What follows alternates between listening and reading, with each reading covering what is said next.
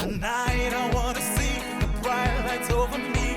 Show me something magical, something beautiful. Come and take me higher, set my world on fire tonight, tonight. Show me everything I want and more. You take me right around the world. I'm feeling tonight, got me feeling so right.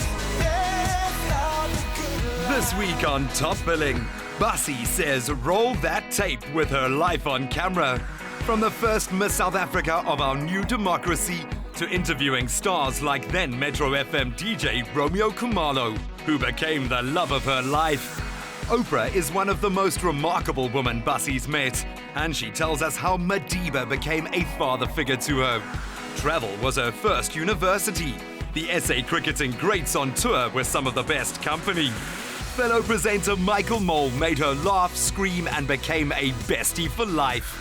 Bassie's pride are the new generation of presenters like Roxy, who brings you the show from a home decorated by design competition winner Donald Kumalo. Good evening and welcome to Top Billing. Tonight we chart 22 years in which the evolution of a remarkable woman, a changing country, and this television show have each mirrored one another. It began with an astounding year for every South African. It was a unique honor, being crowned the first Miss South Africa of a now democratic country with a fully representative government, led by a Nobel Peace Prize winner. When I won Miss South Africa, it was an exciting time in our country. It was 1994. I distinctly remember it was the 24th of September. And I won at a time where our country was going through so many changes. New democracy, new dispensation, new government. And Miss South Africa, who I'd like to believe inspired a new generation. After that year's Miss World, the winner, Miss India Aishwarya Rai, became a Bollywood film star, and Bassie was set to become a star of primetime television. I grew up very quickly. I was a 20-year-old when I won Miss South Africa and came first runner-up at Miss World. I didn't even enter myself in the pageant, by the way. My mother entered me into the Miss South Africa competition. Now, my mother was a formidable, strong Xhosa woman. She did not suffer fools. When she said you were going to enter a competition, you were going to enter a competition. You never debated it, you never doubted it. When she said jump, you said, how high, ma'am? And then I get an opportunity, of course, being Miss South Africa, to be interviewed in different media. And one of the shows that interviewed me at the time was, of course, Top Billing. And that's how I actually got to meet my partner, Patience Stevens. And we've been partners for 22 years. Unbelievable. I mean, I can truly say now that I'm a real jet setter. Top Billing has been my university of life. I grew up in front of the camera. I grew up on screen. New York is a buzz again with the Mercedes-Benz Fashion Week 2004 Spring Collection. An entry into Bryant Park is by invitation only, which makes it one of the most sought-after tickets on the international fashion calendar. Naturally, we were invited. I call Patience the Spielberg of television. She really is a doyen of television in terms of, lifestyle properties, and a perfectionist. If you look at Patience, she will not let that show go on air if it doesn't tick all the right boxes. Because every week we make sure that that show, as it goes out, it really represents, just quality. Amongst Bassie's favorite trips were those where herself and Patience traveled as presenter and director to different countries, capturing the magic on camera. Their collaboration became the basis of Tswelopele Productions, which means progress in Setswana, as Bassie's father was a Motswana. I think one of the things that has made my partnership with Patience work is that we're both believers. And I remember we used to share a room when we used to travel overseas. Every evening, I'd take out my Bible and she would take out her Bible. And I think that's one of the common, denominators that we have. And we are different personalities, but at the end of the day, we have a common goal, a common vision to grow, not only Tswelopele Productions, but this television industry in different areas.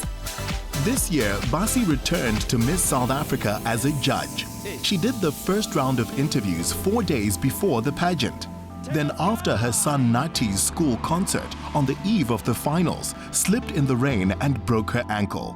She had to have double surgery, but still did the final judging from her hospital bed, with the auditors present. and now will be in a cast for 5 weeks. It's almost, for me, feels like coming full circle. Miss South Africa gave me a great platform, and yes, the organizers have been asking me for a number of years to consider being a judge, but I just was in a different phase of my life. I was having my children, I was building my different businesses, and I think 22 years down the line, 2016 is the right time, and I've seen the finalists and smart, educated, inspiring young women that I've had a chance to interview and engage, and I've made the best girl win.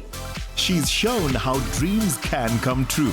And we wish this year's winner, Ntandoyenkosi Kunene, the best of luck. Bassie's reign as Miss South Africa made it clear that everyday people warmed to her. How well would that translate to interviewing musical legends like John Bon Jovi, the Bee Gees, or Luther Vandross? Let's take a look back and see. Central to the skills of a top-billing presenter is the ability to make the most of any given situation. Oh my word. Now, I am a supreme Luther Vandross fan. So I get to the interview, and the previous interviewer had a terrible experience with Luther, but like a horrible interview. Because as he's stepping out, he says, worst interview of my life. Can't cope. He just would not give me anything. I'm thinking, oh Lord, now I have to go in. What am I going to do? After 18 years, you still sing with such passion and energy. How do you keep on doing it and doing it so well? You know, it's funny because it would seem like it would depend on a lot of other variables, but it's almost like an altered state that you go into, especially on stage. We start to chat. It was probably one of my best interviews. And then, of course, with these interviews, there are people, the management often wind you down to say, time up, because, the next person must come in. Well, Luther said, oh, just leave the girl alone. We're just having a fun time.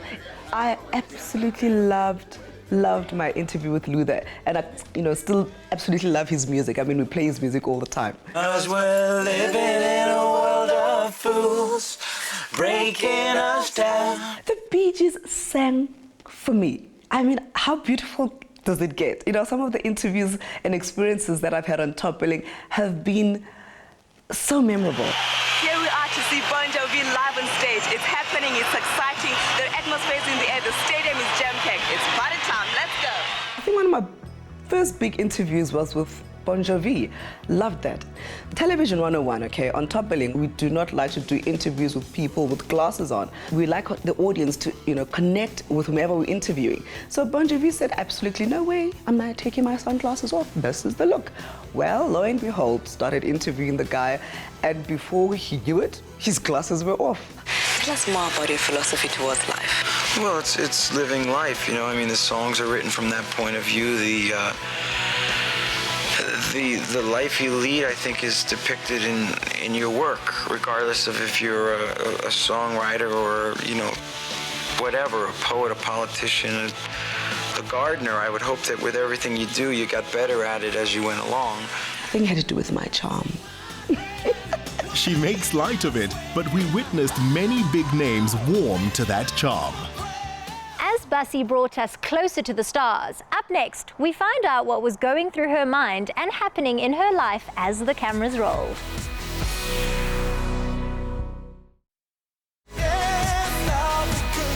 Achieving lasting success in showbiz and in love is a tightrope walk which not too many stars get right the first time. Bassie took a while to let love in, but when she did, her first choice was the right one and still is to this day. Had you asked the editors of any glossy or newspaper which wedding they most wanted to see, the marriage of Bassie to Romeo was it. I've always said to my friends that if I have to get married, there's got to be magic about it. And I feel it every day. There's just that magic about it. I mean, sometimes I wake up in the morning, I look at her and I think, she's mine. Where do I begin to tell you about this beautiful, beautiful human being that God has blessed me with to be my husband and the father of my children? I tell you, I was in the finals of Miss Soweto, 1990. And one of the organizers, Simon Manana, also knew Romeo at the time, and he had invited him to, come to the pageant. Long story short, just met the guy just in passing, really, nothing much to it. What first attracted you to becoming a DJ? When I was a kid, my parents bought me this small radio. It was a very small radio, and I opened it. And inside, I wanted to see if there were people inside, But as that's the fascination of knowing that there are people far away from you that are talking to you, that are invading your space at home. It's a very personal medium, And what attracted me to radio and being a DJ was because it's a theater of the mind.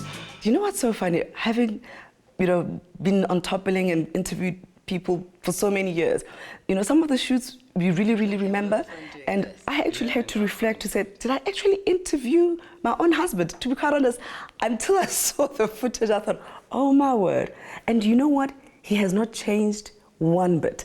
You're regarded as one of the most eligible bachelors in this country. What's your reaction to that? Oh no, that's people giving you labels and magazines giving you labels but really no. Well, I'm available, but I mean I'm not I'm not married, but. You know what? I think Michael Moore was the wingman because he asked the guy, oh, I believe you're the most eligible bachelor in town. Well, I mean, and my husband is very shy, and you can see he was just fumbling. I'm available, and I thought, well, interesting. It's a beautiful day out there. I'm Bassie Kumalo, and this is the Romantic Repertoire. This is how we kick it off. Welcome to it. Each week, Romeo played her a song on his show. Bassie knew it was just for her, just as she knew he was the one. Our groom today, Romeo Kumalo. And of course, Michael was the MC at our wedding. I mean, I absolutely love Mike, one of my dearest friends. We kept on bumping into each other. And later on, I gave her a call, and she wouldn't return my calls. He wanted to take me out to dinner. Every time I bumped him at the SABC, he wanted to even take me for a cup of tea. And I thought, this guy is so in my way. And I thought the best way to get rid of him or get him off my back was to actually agree to go to dinner with him. She claims that she was doing it to get rid of me. But I know that she's been eyeing me all her life. Nice. My husband has got such a wicked sense of humor. I mean, one of his famous stories is to tell the world that I just was pursuing him. And I think that's one of the things that I enjoy hanging out with him. He literally still makes me laugh uncontrollably. I might have been in love before, but it never felt this strong.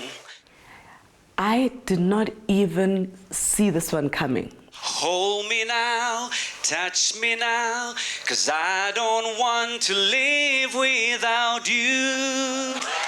Romeo is a very shy person, and I wasn't even aware that he'd been practicing a song leading up to our wedding. And so when he took the mic and started to sing, he completely blew me away. Nothing's gonna change my love for you. You wanna know by now how much I love you. One thing you can be sure of, I'll never ask for more than your love. Nothing's gonna change my love for you. You wanna know by now how much I love you. And every time I still hear that song, Nothing's Gonna Change My Love for You, it just, I still get emotional about it because he's remained true to what he sang to me those many years ago. Romeo is a very, very fine son-in-law. Today we are very proud to call him son-in-law. He's full of respect. We as parents, we feel blessed, and we sure and confident that our daughter has fallen into good hands. It was just a beautiful, beautiful day. And I'm truly blessed that my dad could be able to walk me down the aisle. They were married in the year 2000, and 4 years later came the happy news that Bassie was pregnant with their first child, Nkosinati Gabriel Kumalo. In my culture, you do not announce a pregnancy. It's something that is very sacred, and until you show, you don't say anything really. And of course, trust Dr. Michael Moore to be one to break the news to the nation. A new year signifies new beginnings and new life. And do we have news for you? Would that have anything to do with buns and ovens? Or the pitter-patter of tiny feet? That's why there was no champagne this year. Congratulations, Mom. Thank you guys. Now, Romy and I are really very excited about it. But anyway, thank you so much for letting us be part of your Friday night entertainment. It's been a great pleasure and an absolute blessing. Good night and until next year. We'll see you in the new year. May 2005 be a real kicker. God bless. Happy New Year. But it was also a time where I had decided I'll be stepping off camera and just work full-time behind the scenes. It was fitting that as a mother, Bassie's top billing focus became the development of new talent, both behind and on camera. Romeo has Bassie's heart. No ifs, ands, or buts about it. There have been others too that have found a place of significance in her life, guiding her mind and filling her soul. And who better to do that than Nelson Mandela and Oprah Winfrey? As much as her own example may uplift others, Bassie has found herself moved and inspired by Oprah's many acts of kindness. How important is gratitude and service to you? One of my favorite quotes is from Dr. Martin Luther King, who was a civil rights leader, obviously. And Dr. King had said that not everybody can be famous, but everybody can be great, because greatness is determined by service. That's my favorite quote of all time. Tell me one person who is not inspired by Oprah Winfrey. And to have had the privilege to interview her not only once but twice was just extraordinary. How important is South Africa to you? There's something about this country. I'm going to try not to cry, but there's something about this country that is rooted very deeply in me. I cannot even explain what it is. There's an energy and a power here that I have felt no place else on earth. The first time we were doing Christmas kindness in Kunu no Madiba when I met her and spent the day with her, just life-changing. And the second time I was pregnant with Nkosinathi. I was quite big and I never really wanted to be on television with my big stomach. And I remember walking into the room and the first thing that she did, she embraced my tummy and she just, said a special, blessing upon Nkosinathi's life. And for me, it's just a moment in time where I reflect, and I really am very, very grateful that Top Billing has afforded me extraordinary opportunities to meet extraordinary people who are changing the world. It was a privilege that Madiba took such a keen interest in Bassie's life, and that on his 90th birthday, she could pass on a very special present. Good to see you, Dada. No, thank you. He once said there can be no keener revelation of a society's soul than the way in which it treats its children. And this was a gift close to his heart. Yes. This is a small token of gratitude from Abantwana Base Glen Montessori Pre-Primary School. They did a little CD with a number of songs and they've rehearsed for the last 6 months. And they've asked me to present this to you and to wish you happy birthday. No, thank you very much. Thank you very much. The question that I would like to ask you, Tata, as you turn 90 today is, your family is very important to you. Do you regret not having had more time with them? I'm sure many people, that is their wish. And I also have that wish, that I spend more time with my family. I don't regret it because the things that attracted me were things that pleased my soul. Where do I begin to talk about Madiba? Uyemyemi, ukholihlahla, ulumsile. I look back in my life and I'm in deep gratitude for the privilege of having met Madiba, having been brought up by him, having been inspired by him. When I lost my dad, that particular year, it was in 2003, in January, and on Father's Day, Zelda is on the phone, says, Dada wants to talk to you. I take the call, and then he says, it's Father's Day. You should come home. You just could not be in Madiba's space and not leave a transformed and a better human being.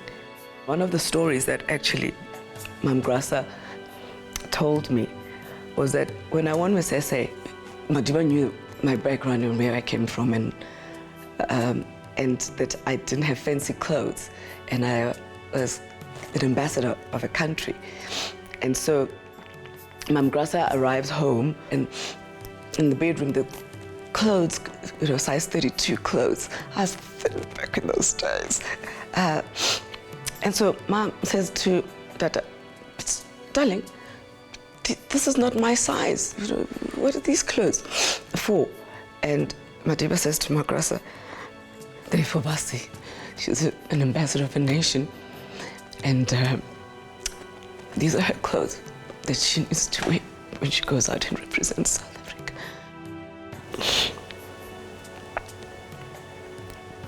When my parents passed on, they were there, came to pay their respects, and the world is a better place because Madiba walked in it.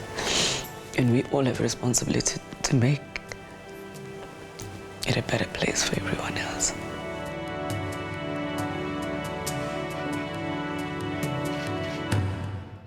If the great man had time to be a father to every young person in need of one, he'd have been there. Bassie knows just how fortunate she was and hopes to keep paying it forward every way she can. Up next, how touring with the Proteas, first in Pakistan and then Australia, were two of Bassie's favorite travel adventures.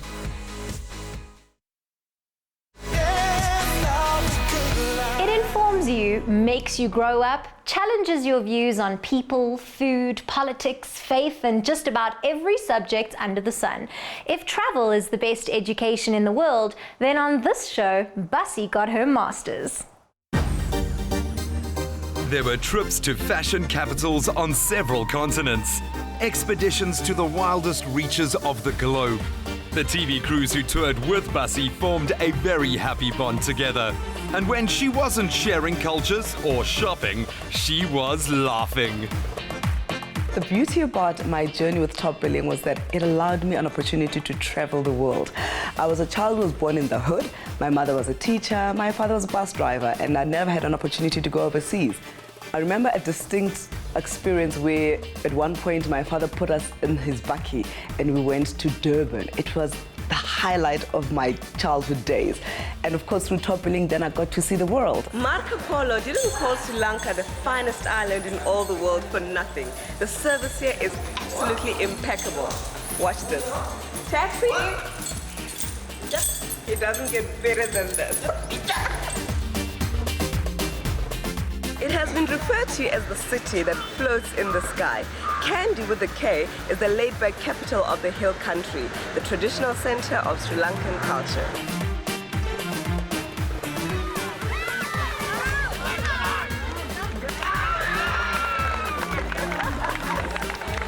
Not bad for a first timer. Oh my word, I broke it. Well, what can I say? When you're a pro, you're a pro. You know, when you're traveling, you have to be a great sport at these things. And I mean, my Sri Lanka trip, hitting a clay pot of some sort, the things we got to do. In a city known for its unashamed displays of wealth, one shop has set a new benchmark for ostentation. The 3D gold shop in Kowloon has come up with a fine new way to help you spend that penny. Talk about seeing it all. I mean, people with gold toilets. Really? From the capital of opulence, Hong Kong, to tropical islands. Have you ever wondered where paradise really is? Well, we have found it right here in the Bahamas. One of the most beautiful tropical islands I ever got to visit was the Bahamas. I got to feed stingrays, and I remember just how in awe I was of this beautiful tropical island. And they called us a job. Seeing the world and being part of Top Billing, I don't know how many passports I've got later, and it's just, I count it all joy. What a privilege. The simple pleasures of nature are a fond memory, as was the chance to see Pakistan and then Australia with a golden generation of South African sportsmen. Traveling with the cricket team was just such a great, delightful experience. Paul Adams proved if you're talented enough, you're old enough. Getting so famous so quickly, has it changed you? Yeah, I still think I'm a shy guy and stuff. He's not. He's saying no. He's not as shy as he used to be. When I first met him, he was quite shy. But now at least he's willing to be. He's that shyness. He's come out of his shell, as they say. Sharing the best and most exotic of life with her South African audience came naturally to someone fascinated by the world and all the creatures in it. There's a Gogo for you. How do you feel being named Goga? It's basically gonna stick with me now. Probably they gave it to me. It's a little action and stuff. Because visitors may have had trouble reading menus, the host nation made things easier if you understood cricket. Paul, what are you going to have? I'll have a googly. A googly? What is it? Sort of what he balls. The only problem with his menu is got the wrong team on the back. A camel ride proved a fun distraction from the serious business of the game.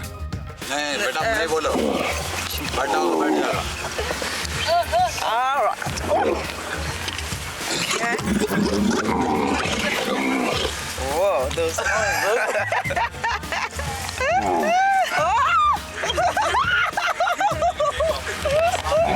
Oh no, oh no. I'm making you feel.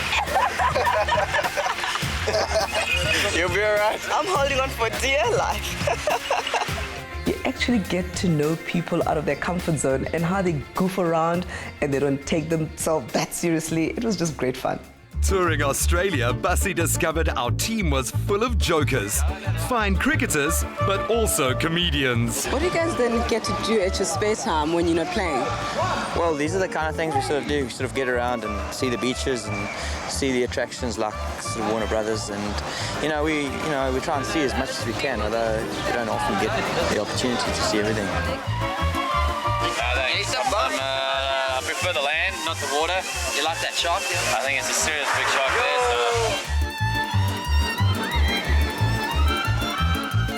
Don't have to do this. I'm very calm. I'm calm. Eva, I'm getting really nervous. Our team was respected and feared around the world, but they never seemed to forget it was a game. If you guys weren't along here, I don't think I would have got on that ride. But once you get off, you're actually sort of shaking. It was fantastic.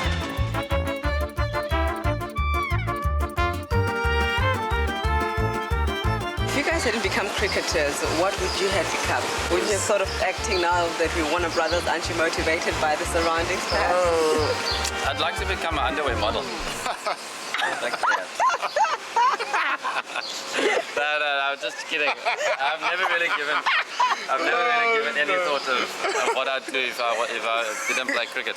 I'll say maybe I'll be the pyjama ones instead of being underwears, using your pyjamas.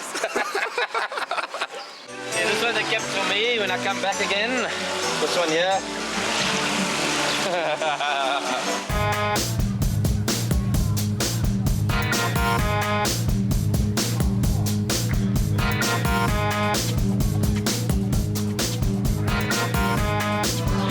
Meet Alan's brother, Darren on the duck. How you going? Glad to welcome to Duck, Chris. I hate ducks. Don't like ducks. Anything but a duck. Ek het 'n fort by die huis, Fort Capri met my beertjies daar. Ek het 'n 3 liter fort en 'n 2 liter Coke en 'n liter brandewyn nou in Bloemfontein. Pat, tell me, what is your secret to bowling and batting so well? Wild woman.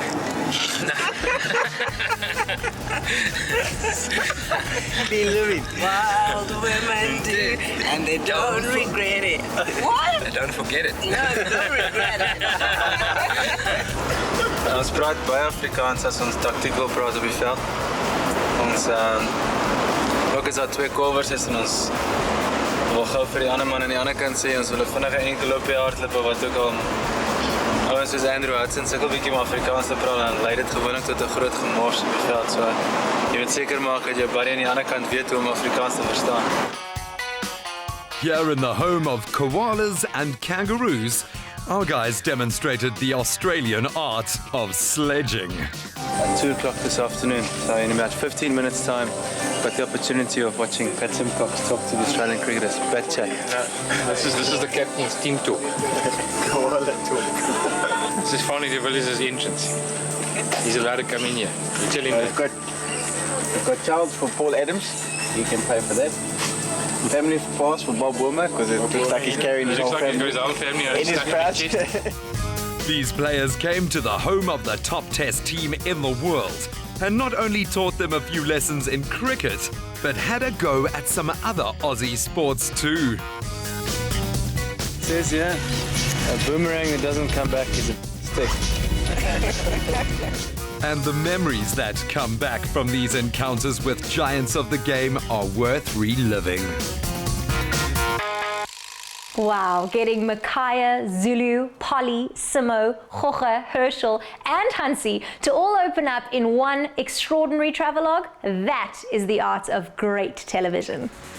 Coming up, between the hunt for the Loch Ness monster and Michael's Scottish accent, would Bassie scream or cry with laughter? A key lesson Bassie has learned in this job and her broader success in business is that the people in your life are the only real measure of your wealth. She considers former top billing presenter Neil McCarthy to be one such person. Bassie's travels began with co-presenters like Neil McCarthy. On their trip to the United Arab Emirates, he quietly whispered to their hosts that the 29th of March was a big day for his colleague. The top billing, I grew up in front of the camera. I turned 21 with Neil McCarthy, and I think we were in Dubai. What 21-year girl has an opportunity to celebrate her birthday in Dubai? Me, blessed, thank you. Of all the presenters Bassie worked with, she got on like a house on fire with Ursula Chikane. Still like peas in a pod today, these soul sisters both live in Joburg and catch up on a regular basis. Isn't that what a good friendship is all about? One of Bassie's pleasures is watching new top billing presenters see the world as she has. Of course, what makes the final edit every week is only half of what is often a very funny story, especially where food is involved.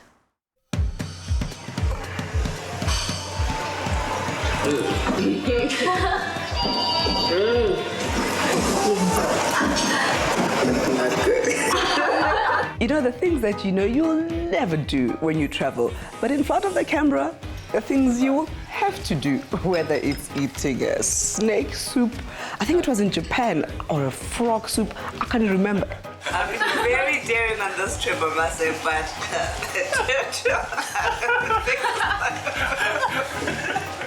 in Sri Lanka, I have a distinct recollection that went to this tea plantation, and you know, tea tasting is also its own tradition and cultures. Take a little bit of tea, keep it close to your mouth, and you do the famous tea taster slurp. Oh my God. And this guy, I mean, was just slurping this tea. I'm thinking, I'm supposed to do that? Ladies don't do that. I'll flip eyes. So okay. That's right. No you close better. them out and the aroma comes through your nose. I swallowed again.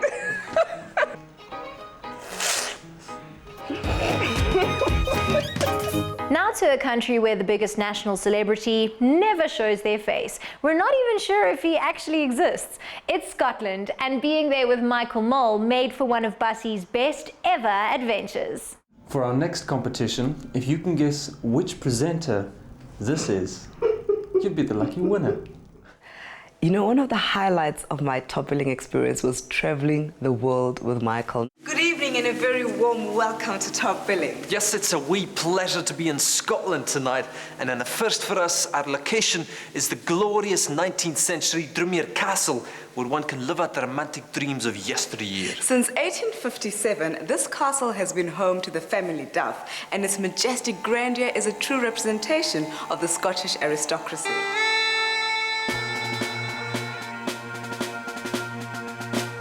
Out of us being with each other 24/7, grew a beautiful friendship. We now take you on an exploration and inquiry into one of the greatest mysteries of magical Scotland. Many have claimed to see it, and there are even some pictures around, but nobody really knows the truth about the Loch Ness monster, fondly nicknamed Nessie.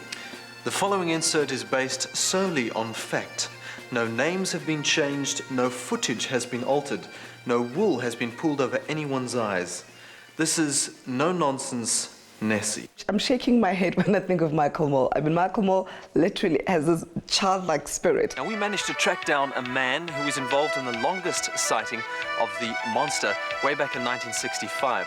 Chief Superintendent of the Criminal Investigation Department, a very credible witness. Mr. Ian Cameron, would you just set the scene for us on that day back in 1965? Yes, indeed. Well, along with a friend, William Fraser, now deceased, we were fishing for brown trout on the south shore of the Loch, just opposite Ashford Castle, when something broke the surface of the Loch. I would describe it as like an upturned rowing boat, just like that.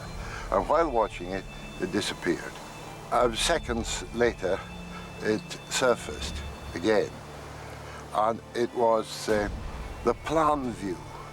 Now, it was a whale-like object going from infinity, going up like that with a block end, like that. Nothing that I saw in this world can I relate to what I saw in Loch Ness. One thing about Michael will pull a Mickey on you all the time. Hi, pleased to meet you. Hello. We're desperately seeking Nessie. This is the boat to do it.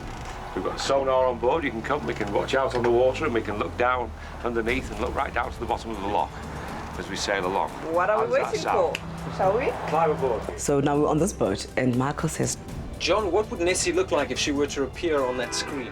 If we had any Nessies come swimming under the boat now, we'll get a big red blob appears on the screen and comes across. Did you see something there? I've never been so petrified in my entire life, thinking, trust me, black girl in Scotland, the Loch Ness is coming for me. I'm almost convinced I saw something on that screen. Michael, I just think it's your imagination. You came all the way to Scotland and you want to find something. If I think of all the evidence we've gathered today, I could say that Nessie, the Loch Ness monster, actually exists. Dr. Moller should ask you, what kind of pills have you been taking? You get those who believe, you get those who don't believe. You make your own decision. You've got to see it to believe it. Look at that! Look at that! Don't do that. That's Michael for you. I mean, you just had to be literally on guard because you didn't know what prank he's going to pull on you. If someone's going to scare you half to death, make sure it's a doctor. Still to come, a Super Rugby fan's ticket to every game in the palm of your hand. Plus how two foodies do their bit to save the planet. What travel does for some, sport does for others. Now, in 2016, the Vodacom Super Rugby competition has seen the very welcome addition of teams from Japan and Argentina, though fans might tell you that the most exciting development has been off the field. It's the most positive running rugby tournament there is, and access to every part of it has increased massively through the Out Rugby App powered by Vodacom. At Loftus, we put it to the test. Giannis fans are always arguing about which player is the best, but now we have an application that can easily settle all of that. Yes, it's the Out Rugby App by Vodacom. It is an amazing app. It's available on Android and iOS. Easy to download, and it's there for every fan. What are some of the features in the application? So you've got the 27 stats categories that we started with initially as a Vodacom project. It is about all the stats, defensive, attack, highlights. Every single game there will be highlights, or South African game there will be highlights in there. And overall it's just a great app to use. I mean, it's got daily news, so it's a 7-day app. That's what it's about. We are here at the home of the Blue Bulls, so how do I know who is topping the charts in terms of statistics? You go into your app, you select stat zone, and then you select the Bulls, and literally when you go in, you're going to see attacking stats, defensive stats, select your favorite players, and you can see how they did in the previous game. So the stats are there, they're updated every 90 seconds in the app. It's amazing, it's attacking, defensive. You can just go to your favorite player and you can update it live. Through the Rate the Players section, fans get a chance to rate players, coaches, and even referees on their performance with every game. I can see why you are the speedster of the team, because at the moment you're at the top of the stats for the most meters run in the Blue Bulls team. That's pretty impressive stuff. Yes, I think I put in the work, or we as the Bulls put in the work over the pre-season. So yeah, I think that's paid off now. You've just made your debut as a senior here in the Blue Bulls team, and you've played for the Sevens for South Africa. That's a huge achievement, and you're so young. Yeah, I think obviously for me it's a dream come true. Like, very honored to play there. I played on 19 for the Springbok Sevens, and yeah, such great oaks. I'm very lucky to make my Super Rugby debut this season, and yeah, I'm really looking forward. The culture is great there, so for me to be part of that, it's phenomenal. Do you go back after a game and analyze your performance and look at your statistics in order to do better? Yeah, definitely. I mean, the only way you get better is by seeing what you did wrong and improving that. So I think for us, it's very important for us, especially on a Monday, to do the review of the game and then obviously starting and building on that mistakes you made. Yeah.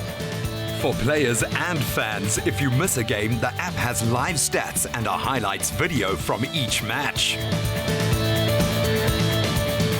Whoa, Marcel, well done. That was very, very impressive. Tell me, what makes a successful scrum?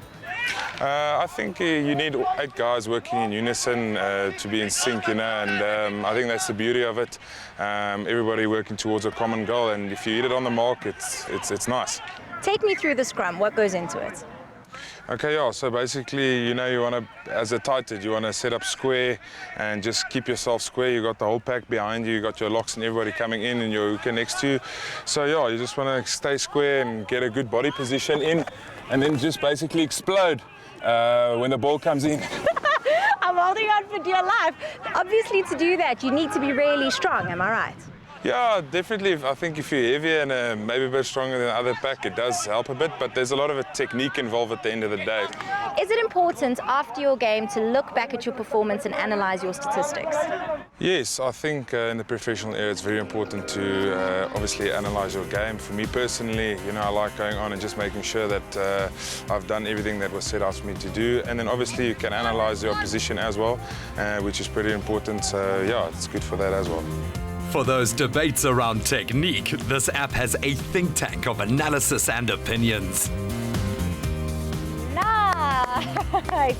Tian, do you not feel like you're under immense pressure when you have to kick for the goals and everybody's watching you, thousands of people in the stadium? How do you keep calm? Because I would be incredibly nervous. I don't think I could do it. Well, most of the time I just focus on putting up the ball right and doing everything you've done on the training field exactly the same. I know you know how to score points for the Bulls, but can you coach someone, and especially someone who's possibly useless? Can you teach me how to kick a ball? Well, I'll try. Okay, cool. What do we do? So firstly, we're going to place the ball. So what we want to do is just put it upright. You take a 45-degree, walk down. Yeah. Okay. That's about right. Okay. Then you want to aim to kick the ball on here, on the seam. At the bottom? At the bottom of the ball, yeah. Okay. So you just keep your head down, look at the ball and just kick it then. Okay, here goes nothing. Watch the ball. Ooh! Close! Yeah. That was really close! Oh! Put that other ball there. Ow! I give up. Maybe we should move a little bit closer, because you're a girl. And it's my first time. Yes! Woo! There you go. Coach Tian, there you have it. Amateur player, pro or fan, up your game beyond recognition with the Out Rugby App. Yes, and if your granddad still listens to the game on his radio, tell him there have been some amazing new developments in technology.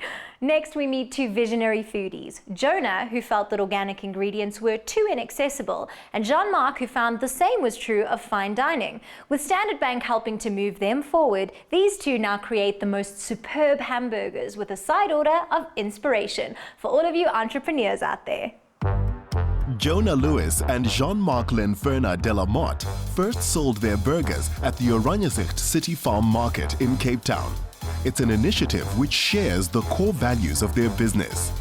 This beautiful place is literally just up the road from your restaurant. Are all your ingredients locally sourced? Yes, we placed at the beginning and still place a lot of importance on that because, I mean, for one, you know where your food comes from, which cuts out the middleman and cuts out all the stuff that people are putting into food nowadays. And also, it means that you support your local community. There are a lot of small, beautiful farmers with beautiful product that just cannot get to market, and locally sourcing supports that, and it allows us to grow with them and them to grow with us. What was the dream? We literally sat down in his room with a piece of paper and just jotted down all our ideas. And out of it came the idea of opening up a burger bar. And how did Standard Bank help you get started? I walked into Standard Bank very flustered, about to start this burger bar and moving big tables and loading up trailers to get to markets at 5 in the morning like this place. And I sat down with the business bank at Standard Bank, and she just said to me, calm down, told me which account to open, when to do debits, when to use the right credit cards, this and that, and just helped me iron out all the administrative things that made my life a whole lot easier and made our lives a whole lot easier running a business. They called it Inside and You're Out and ran it as a trendy mobile market store for 18 months, then moved inside themselves. What values make your business work? The hardest thing about this business is human resources and working with other people, and I think for me the value that makes everything work is not just talking but listening. For myself, hard work, dedication, so literally being the first person in to the last person out. That's what it is, eh? And your values have even been carried through into the decor. All the table we're sitting at right now is FSC approved, which is the Forest Stewardship Council. It means that for every tree that goes down, one goes up. The boxes that we grow in at Oranguzuk, these are made out of repurposed pallets and varnished with a beeswax varnish, which is eco-friendly. All of our chip and cutlery containers are made out of repurposed tint. It sticks to our ethos and it sticks to the mission that we want. Gentlemen, now for the ultimate test, the taste test. So Tembi, what do we have here? We have the whiskey burger, so I will show you basically how we make it. We got the Kit Kat rolls, it's already cut, we cut it into half. And then we got 2 sauces that we use on it, the whiskey burger, and then we got the Thousand Island. All these sauces, we make them in-house. And then on there, we put the guacamole on top, which is the avocado, the white rocket, and then we got bacon on top. And then our patty, and we put this one inside like that, and then we cut it into half. This is why we call it the inside-out burger, because we actually open up a hole in the patty, stuff cheese inside like this one, close it up and cook it like that. And it all ties into our motto, we're so good on the inside because of what we put in from the outside. This is really good, and there's a lot going on for the two of you, so I hope that means more good food. We are at the moment planning to expand to next door, so we're going to bash down the walls, make this place a whole lot bigger. And we're also getting stuck into wholesale. A new brand is going to be launched, which we can't tell you the name of yet, but we'll be sure to let you know when it's open. Another winning ingredient is SnapScan, which also worked for their mobile business. Keep moving forward, YouTube. Until we invent television you can actually taste, try those burgers in person. Tell the guys we sent you. And a message tonight Bassie has asked us to convey to you, our viewers, is thank you all for making her top billing dream possible. Good night, South Africa, and God bless. A thrilling new season of Top Billing begins next Thursday in Bloem, as 5FM's DJ Fix and fiancé Oric Robertson announce their love on TV and invite us to their big day. Gaming-mad racing driver and IT entrepreneur David Perrell lands a 3-year deal in the big time of GT racing. Plus, when actress Rolanda Marais and director Joshua Malherba tied the knot in this retro meets country wedding, we were there.